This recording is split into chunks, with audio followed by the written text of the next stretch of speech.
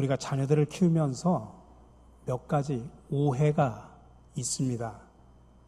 첫 번째 오해는 부모의 사회, 경제적인 지위가 자녀의 학업에 결정적인 영향을 미친다고 하는 오해입니다. 쉽게 말하면 경제적 수준과 학력이 높은 부모의 자녀들이 높은 학업 성취를 나타내고 명문대학에 들어갈 확률이 높다고 하는 오해입니다. 그래서 옛날처럼 개천에서 용나는 시대는 끝났다 그런 말을 많이 하지 않습니까? 또 그런 말도 합니다. 할아버지의 경제력과 아버지의 무관심과 어머니의 정보력이 자녀의 앞길을 좌우한다고 하는 이야기를 하죠. 두 번째, 사교육을 많이 받은 자녀의 학업 성취도가 높을 것이다라고 하는 오해입니다. 이것은 첫 번째 오해하고 연결이 되는 것인데, 부모의 사회 경제적인 지위가 높아서 사교육을 많이 지출하는 가정의 자녀가 공부를 잘할 것이라고 하는 오해입니다. 우리는 얼마 전에 재밌게 여러분들도 다 보셨던 아주 드라마가 있었죠. 센세이션을 일으켰던 스카이 캐슬이라고 하는. 그래서 정말 사교육을 통해서 철저하게 성적을 관리하는 그 모습을 여러분들 봤죠.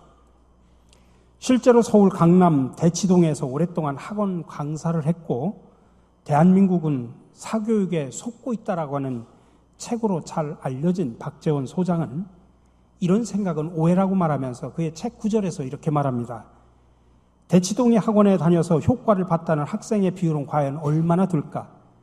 정확한 통계를 내지는 못하지만 미루어 짐작하는 데 어려움은 없다.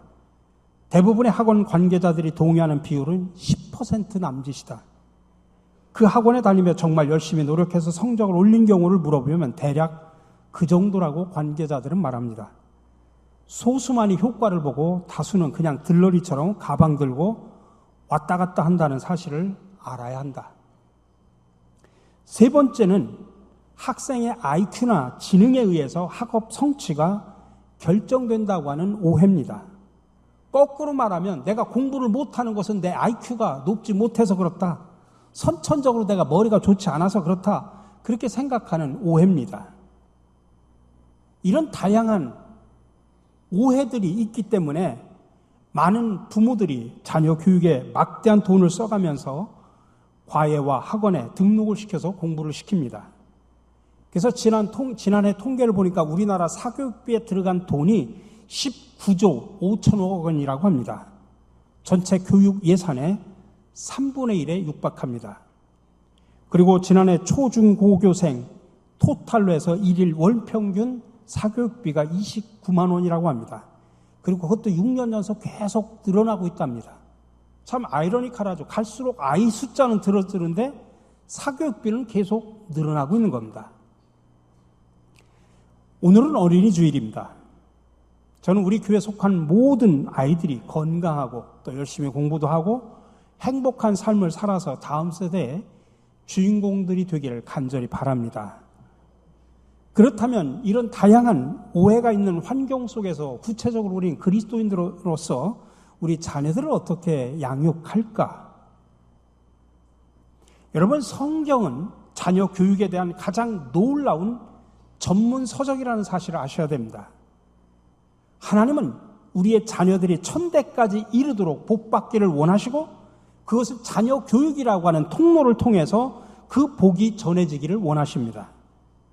그런데 불행하게도 이 자녀 교육에 대해서는 뜨거운 관심을 가지고 있어서 자녀 교육에 대한 정보라든지 책이라든지 이런 것들은 여러 번 읽으면서도 정작 전문 교과서인 성경을 읽는 부모는 많지 않습니다.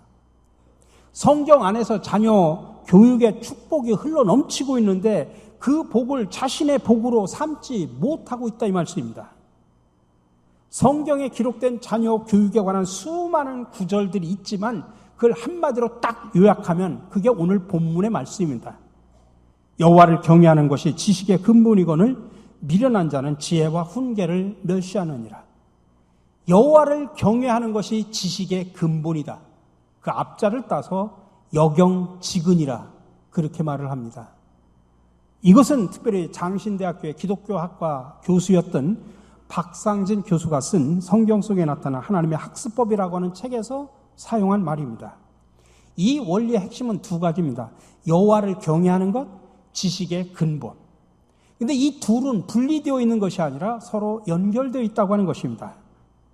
근데 우리 많은 부모, 학생들이 어떻게 생각하냐면 신앙과 학업은 분리되어 있는 것으로 이해를 합니다.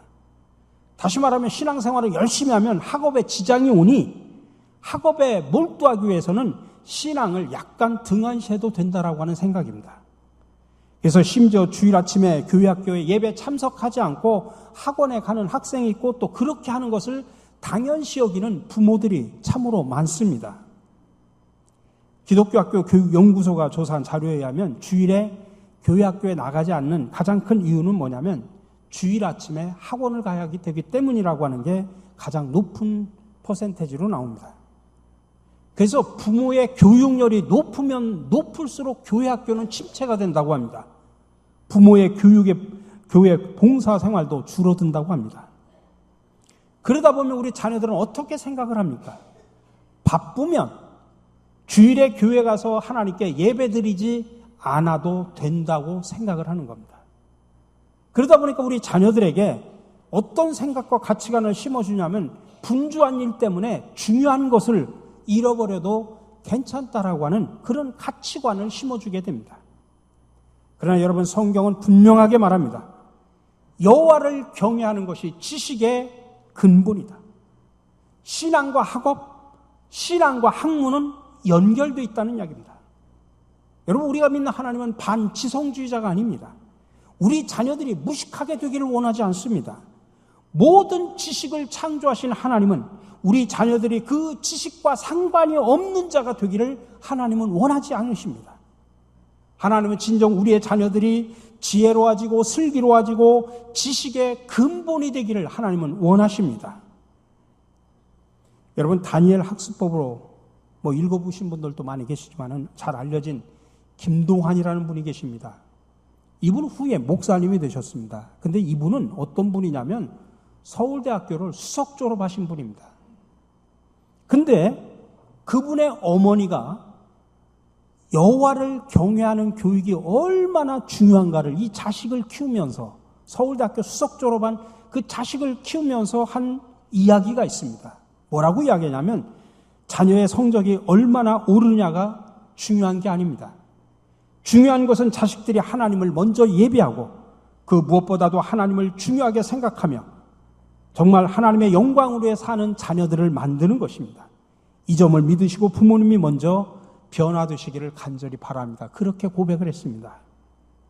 여러분, 여러분이 사랑하는 자녀들이 진정 지식의 근본이 되기를 원하십니까? 그러면 해답은 분명합니다. 여호와를 경외하게 하십시오. 자녀들이 지혜롭기를 바라는 부모라면 여호와를 경외하는 것에 여러분 승부를 거르셔야 됩니다. 이게 성경의 교훈이고 수많은 사람들의 간증입니다. 성경에 보면 여호와를 경외하는 교육에 성공하고 실패한 두 사례가 나옵니다. 성공 사례는 아브라함이죠. 아브라함은 100세에 얻은 정말 귀하고 귀한 아들 이삭에게 여호와를 경외하는 교육을 몸소 실천했습니다. 그 교육의 클라이막스가 어디입니까? 모리아산에서 이삭을 제물로 바치는 그런 순간입니다. 여러분, 그때 저때 아들 이삭은 아버지의 행동을 보면서 뭘 배웠을까요? 자녀를 제물로 바치기까지 하나님께 순종한 그 아버지를 통해서 여호와를 경외하는 것이 얼마나 중요한 것을 뼈저리게 체험을 한 겁니다. 이 모든 일이 끝난 후에 여호와의 사자가 나타나서 아브라함에게 한 이야기입니다. 사자가 이르시되 그 아이에게 내 손을 대지 말라. 그에게 아무 일도 하지 말라. 내가 내 아들 네 독자까지도 내게 아끼지 아니하였으니 내가 이제야 내가 하나님을 경외하는 줄을 아노라. 실패사라도 있습니다. 엘리 제사장입니다. 그는 제사장이었지만은 자녀 교육에 실패했습니다. 다시 말하면 여호와를 경외하는 교육에 실패했다는 이야기입니다. 그의 두 아들 홈리와 비나스, 그 두 아들의 문제는 IQ의 문제가 아닙니다. 어느 학교를 나왔느냐의 문제가 아닙니다. 그들의 문제는 하나님을 얼마나 우습게 알았으면 여호와 제사를 무시하고 또 회막문에서 수종드는 여인들과 동침하는 등 여호와를 철저하게 무시를 했습니다. 근데 중요한 건 또 그 아버지는 제사장임에도 불구하고 그 자식들을 한마디도 나무라질 않았습니다. 여러분, 제사장이라고 해서 자녀 교육이 저절로 되는 게 아닙니다. 엘리가 훌륭한 제사장이었지만 자녀 교육에 실패한 것은 오늘 목회자나 교회 중직자들에게 자녀 교육에 대한 경종을 울리는 사건입니다. 이런 엘리 제사장에게 또 여호와의 사자가 와서 뭐라고 이야기했냐면 이렇게 말합니다. 너희는 어찌하여 내가 내 처소에서 명령한 내 제물과 예물을 밟으며 내 아들들을 나보다 더 중히 여겨 내 백성 이스라엘이 드리는 가장 좋은 것으로 너희들을 살찌게 하느냐. 결국 엘리는 두 아들을 하나님보다도 더 사랑한 나머지 여호와 경외 교육에 실패했다는 이야기입니다. 그러나 여러분, 분명히 기억하십시오. 성경은 우리에게 분명하게 말합니다. 사무엘상 2장 30절입니다. 그러므로 이스라엘 하나님 나 여호와가 말하노라. 내가 전에 내 집과 내 조상의 집이 내 앞에 영원히 행하리라 하였으나 이제 나 여호와가 말하노니 결단코 그렇게 하지 아니하리라. 나를 존중히 여기는 자를 내가 존중히 여기고 나를 멸시하는 자를 내가 경멸하리라. 그렇다면 여러분, 여호와를 경외하는 것이 왜 지식의 근본이 될까? 여러분, 그것은 하나님의 약속이기 때문에 그렇습니다. 우리가 그 약속의 말씀을 믿고 순종하면 여러분 그 축복을 누리게 됨을 믿으시기 바랍니다. 이 약속의 말씀을 붙들고 우리 자녀들에게 여호와 경외의 교육을 실천한다고 하면 여러분의 자식들이 지식의 근본이 되는 복을 누리게 됨을 믿으시기 바랍니다. 그래서 저는 오늘 여호와를 경외하는 것이 지식의 근본이 되는 5가지 이유를 말씀을 드리려고 합니다. 첫 번째로 우리 자녀들에게 여호와를 경외하는 교육을 시키면 권위를 인정하게 됩니다. 여러분, 하나님께 예배하고 그분을 경외하는 것은 하나님의 권위를 인정하고 그분을 경배한다는 뜻입니다. 하나님의 권위를 인정하는 자녀가 부모의 권위를 인정합니다. 부모의 권위를 인정하는 자가 학교에 가서 선생님의 권위를 인정하게 되고 선생님의 권위를 인정하는 자녀가 학업 성취도가 높다는 사실을 아셔야 됩니다. 그런데 여러분, 오늘날 우리 자녀들에게 가장 심각한 문제가 뭡니까? 가정에서 부모의 권위를 인정하지 않는다는 이야기입니다.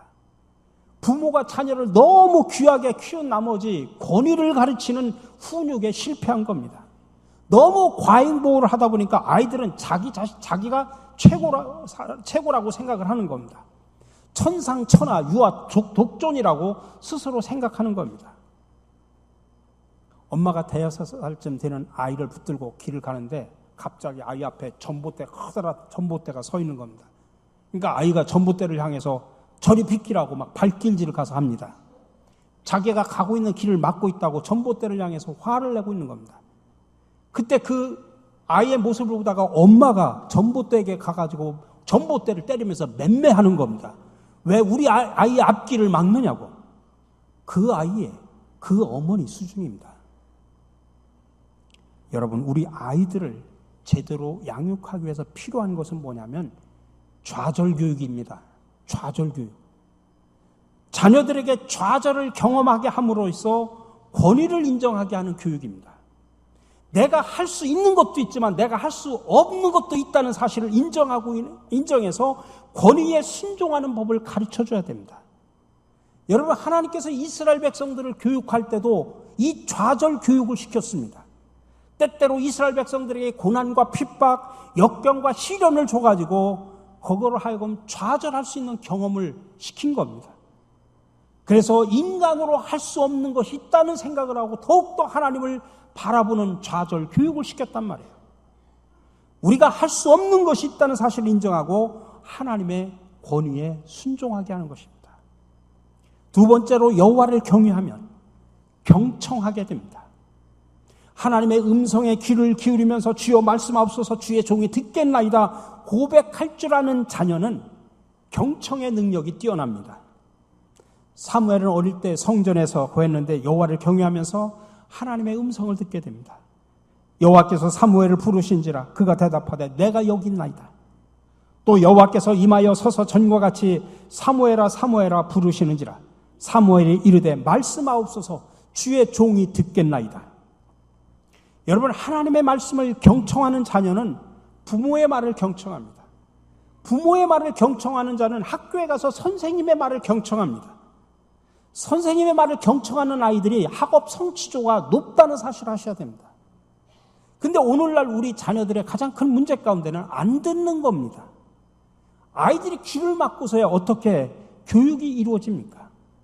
로마서 10장에서 말하죠. 그러므로 믿음은 들음에서 나며 들음은 그리스도의 말씀으로 말미암느니라. 그래서 교육에서 잘 듣는 것이 얼마나 중요한지 모릅니다.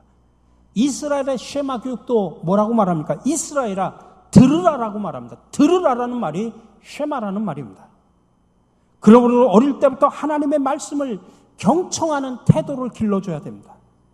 자녀가 지금 당장 점수가 몇 점 오르고 더 많은 지식을 아는 것보다 중요한 것은 경청하는 태도입니다. 여러분, 고기 잡는 법을 알려줘야 수많은 고기를 잡을 수 있는 것처럼 경청하는 태도는 지식을 얻는 능력을 갖기 때문에 그렇습니다. 세 번째로 여호와를 경외하면 하나님의 성품을 담습니다. 여호와를 경외하고 그분을 더 깊이 알아갈 때 그분의 성품에 참여하게 되고 그분의 성품을 닮아가게 됩니다. 그래서 하나님의 영에 사로잡혀서 그리스도의 성품을 담는 사람들의 열매가 나오죠. 사랑과 기쁨과 화평과 인내와 친절과 선함과 신실과 온유와 절제의 성령의 9가지 열매를 말합니다. 오늘날 학교 교육에서 가장 잃어버린 교육 중에 하나가 뭐냐면 성품 교육입니다. 가장 중요한 교육인데 가장 무관심한 교육입니다.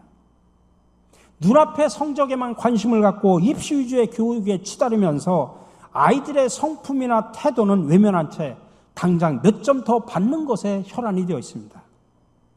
수능 점수 몇 점 더 받아서 스카이 대학에 들어가려고 하고 SAT 점수를 받아서 미국 명문대학에 입학하려고 합니다. 여러분, 그렇다고 자녀가 그런 대학에 들어갔다고 해서 자녀 교육에 여러분 성공했다고 자신 있게 말할 수 있습니까? 지금으로부터 한 10년 전 2007년에 미국의 유명한 대학인 버지니아 공대의 총격 사건, 여러분 너무나 잘 알고 있죠. 그 총격 사건의 주인공이, 총질을 한 주인공이 누구냐면 유학생입니다. 우리 한국 유학생입니다. 2번에 걸친 총격으로 인해 가지고 33명이 죽고 29명이 부상을 입었던 충격적인 사건입니다.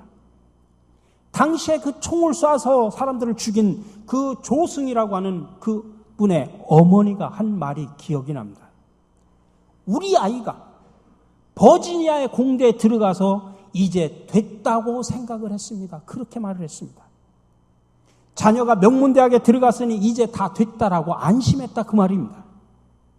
근데 그 대학에 들어간 게 중요한 게 아니라 어떤 성품과 어떤 가치관이 그에게 형성되어 있느냐, 이게 중요하다는 이야기입니다. 하나님 앞에서는 명문대학이 중요한 게 아니라 어떤 하나님의 성품을 갖고 있느냐, 이게 중요하다는 이야기입니다. 그래서 하나님의 성품을 갖고 있는 자를 하나님은 들어서 사용하신다는 사실을 기억하시기 바랍니다. 네 번째로 여호와를 경외하면 비전과 꿈을 갖게 됩니다. 여호와를 경외하고 하나님의 말씀을 묵상할 때 많은 자녀들은 하나님, 저도 모세와 같은 인물이 되고 싶습니다. 저도 다윗과 같은 인물, 요셉과 같은 인물, 사도 바울과 같은 인물이 되겠습니다 라고 비전과 꿈을 갖게 됩니다. 그 비전과 꿈이야말로 스스로 공부할 수 있는 동기를 유발하게 됩니다. 교육에서 가장 중요한 것 중에 하나가 뭐냐면 동기 유발입니다. 왜 공부를 해야 되는지를 알고 공부하는 목적을 분명히 인식할 때 공부해야 되는 이유가 생기기 때문에 그렇습니다. 그런데 오늘날 많은 학생들이 공부를 하면서도 왜 공부를 해야 되는지를 모릅니다. 왜 공부하냐고 물어보면 기껏해야 명문대학에 들어가려고, 특별히 어떤 특별한 목적 없이 부모의 강요에 의해서 수동적으로 공부하기 때문에 공부의 능률이 오를 리가 없습니다. 그러나 여호와를 경외하는 자녀들이 마음속에 품는 하나님 나라의 일꾼에 대한 비전과 꿈은 그것을 성취하고자 하는 선한 의지를 갖게 됩니다. 이런 교육 의지를 갖는 자가 학업 성취의 향상을 이루게 됩니다. 그러므로 자녀들에게 비전과 꿈을 실어주는 것이 지금 당장 성적을 몇 점 올려주는 것보다 더 중요하다는 사실을 기억하시기 바랍니다. 아까도 언급한 다니엘 학습법의 저자 김동완은 비전을 심어주는 것에 대한 중요성을 이렇게 말합니다. 저는 아이들이 왜 공부해야 되는지 명확하게 자각하기 전까지는 공부를 시키지 않습니다. 공부해야 하는 분명한 이유를 알 때까지 그것을 가르쳐주고 스스로 결단하게 합니다. 한 달이 걸리든 두 달이 걸리든 내가 정말 공부해야 되겠다고 깨닫기만 한다면 그것은 아까운 시간이 아니라고 말합니다. 저는 아이들에게 뜻이 있다면 돈이 없어도 공부할 수 있다고 가르칩니다. 그러므로 여러분, 자녀들에게 비전과 꿈을 심어주는 것은 당장 몇 점 성적을 올리는 일보다 더 중요합니다. 근데 하나님을 예배하고 경외하게 될 때 하나님의 부르심, 소명담을 깨닫게 됩니다. 자기 인생에 대한 분명한 목적이 생기게 되고 달려갈 방향을 알게 됩니다. 사도 바울은 이것을 나의 달려갈 길이라고 표현했죠. 그래서 우리 자녀들이 my way, 이거를 깨닫게 되면 달려가게 되고 그 비전과 동기가 있다고 하면 누가 시키지 않아도 스스로 공부할 수밖에 없는 것입니다. 마지막으로 여호와를 경외하면 통찰력을 갖게 됩니다. 여러분, 우리가 믿는 하나님은 이 땅에 보이는 실제가 아니지 않습니까? 그래서 여호와를 경외하기 위해서는 우리의 마음의 눈, 영의 눈이 떠서 초월을 바라볼 수 있어야 됩니다. 그러니까 여호와를 경외하는 것은 어떤 의미에서는 거룩한 상상입니다. 이 상상이야말로 계시와의 접촉점이 됩니다. 실제하시는 하나님이 초월에 계시는 영이시기 때문에 인간은 상상을 통해서 그 하나님을 경배하고 알 수 있는 것입니다. 그래서 여호와를 경외하는 자녀들은 거룩한 상상력을 개발하게 됩니다. 여러분들 요즘에 매스컴이라든지 여러 것 통해서 많이 이야기를 하죠. 4차 산업혁명 시대가 올 것이다. 여러 가지 복잡한 이야기를 할 수 있지만 4차 산업혁명 속의 시대에는 여러분들 공부만 잘한다고 되는 건 아닙니다. 이런 거룩한 상상력, 창의력들이 있어야 됩니다. 이건 엄청난 지혜의 보고입니다. 보이지 않는 것을 보게 되고 초월의 세계를 알게 됩니다. 그러니 하나님께 예배드리는 그 시간은 창의력과 상상력의 원천이 되는 겁니다. 여호와를 경외할 때 갖게 되는 그 통찰력은 마치 비행기를 타고 위에서 밑에 자신이 살고 있는 도시를 내려다보는 것하고 똑같습니다. 우리가 지상에서는 모퉁이 길을 돌아서면서 그 다음에 어떤 길이 나타날지도 모르지만은 높은 곳에서는 전체를 다 관망할 수 있지 않습니까? 그러니 여호와를 경외함으로 갖게 되는 그 통찰력은 공간적으로는 전체를 바라볼 수 있는 안목을 띄워주고 시간적으로는 창조부터 종말까지를 바라볼 수 있는 시각, 다시 말하면 역사를 볼 수 있는 안목을 키워준다는 이야기입니다. 인간이 어디로부터 와서 어디로 가는지, 역사가 어떻게 시작돼서 어떻게 발전하고 어떻게 끝나는지를 알 수 있습니다. 또 자신들의 개인의 삶의 여정에 대한 깨달음도 얻게 됩니다.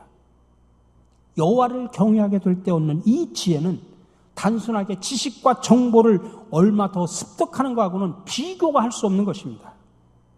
이 지혜는 모든 지식의 샘과 같아서 우리 자녀들로 하여금 수많은 지식을 얻게 하는 능력의 원천이 되는 것입니다.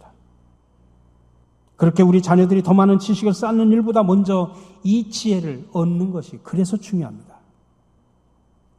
우리는 여기에서 중요한 구조를 하나 발견하게 되는데 그것은 신앙과 태도와 학업의 관계 구조입니다. 신앙과 태도 그리고 학업은 서로 연결되어 있습니다.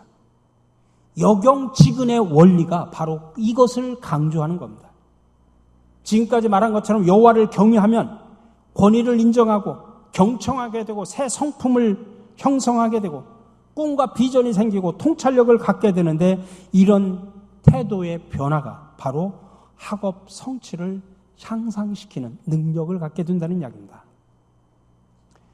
특별히 우리 교회에서는 이 역영지근의 원리를 가정과 교회가 연대해서 지속적으로 실천해 나가기 위해서 신갈 말씀 하브루타를 개설하려고 지금 오래전부터 지금 준비하면서 기도하면서 지금 오고 있습니다. 하브루타라는 말을 많이 쓰죠. 하브루타라는 말은 히브리어로 서로 이렇게 대화를 할 때 상대방 짝을 하브루타라고 표현합니다. 그러니까 가정에서는 말씀을 가지고 부모와 자녀가 짝이 되어서 동반자가 되어서 함께 나누는 그 짝을 하브루타라고 말합니다. 그럼 하브루타라고 하는 게 뭐냐? 이것은 우리 두뇌를 깨우는 교육이냐? 이 하브루타가 유대인의 교육인데 아닙니다. 하브루타는 영혼을 깨우는 교육입니다. 하브루타는 그러면 교육의 대안이냐? 아닙니다. 하브루타는 성경이 제시하는 하나님의 교육 원안입니다. 그래서 우리 신갈 말씀 하브루타는 이 가정과 교회가 연대해가지고 부모와 자녀가 짝이 되어서 하브루타가 되어서 하나님의 말씀을 서로 나누게 합니다. 그래서 부모는 좀 더 성숙한 신앙인으로 세워주고 자녀들은 미래 하나님 나라의 귀한 일꾼으로 양육하기 위한 목적을 갖게 됩니다. 그거를 위해서 사전에 지금 부모 교육을 3차례 합니다. 첫 번째 1차 교육은 지난주에 했습니다. 많은 우리 부모들이 참석해서 감사를 드립니다. 이번 19일 날 또 2번째, 또 6월 2일 날 3번째 부모들을 위한 교육을 하게 됩니다. 그리고 난 후에 신갈 말씀 하브루타를 진행을 하려고 합니다. 부모와 자녀들이 함께 참여해서 공동체 놀이도 같이 하고 또 말씀도 서로 나누고 함께 찬양하면서 함께 정말 말씀으로 세워가는 그런 교육을 하려고 합니다. 유치부와 어린이부, 청소년부의 자녀들을 가진 부모는 누구나 참석을 할 수가 있습니다. 여러분, 교육에는 2 종류가 있습니다. 갈수록 시드는 교육이 있고 갈수록 흥황하는 교육이 있습니다. 우리나라처럼 요령만 가르치는 교육은 점점 갈수록 시듭니다. 그러나 하나님을 경외하는 교육은 점점 흥황할 수밖에 없습니다. 여러분, 자녀 교육의 성공은 명문대학에 입학시키는 것이 아니라 천국에 가서 후회하지 않는 것입니다. 우리 모두 여경지근, 여호와를 경외하는 것이 지식의 근본이라는 이 사실을 분명히 깨달아 우리 자녀들을 지혜롭게 믿음으로 양육하는 믿음의 부모들이 되시기를 주님의 이름으로 간절히 축원합니다.